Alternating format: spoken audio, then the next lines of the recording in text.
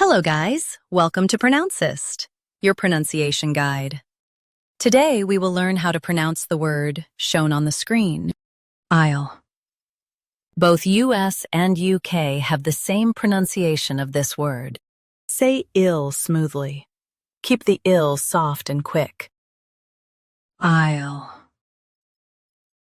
Aisle. Say ill smoothly. Keep the ill soft and quick. Aisle. Now read the syllables shown on the screen naturally. Aisle. Say ill smoothly. Keep the ill soft and quick. Aisle. Practice repeatedly and you'll soon be able to say this word perfectly. The best way to practice is to repeat the syllable multiple times. The meaning of the word is a passage between rows. Try repeating this word several times to improve your pronunciation.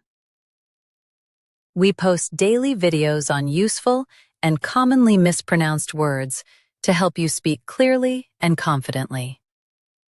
Save this video and subscribe to Pronouncist for more pronunciation guides. Thanks for watching us.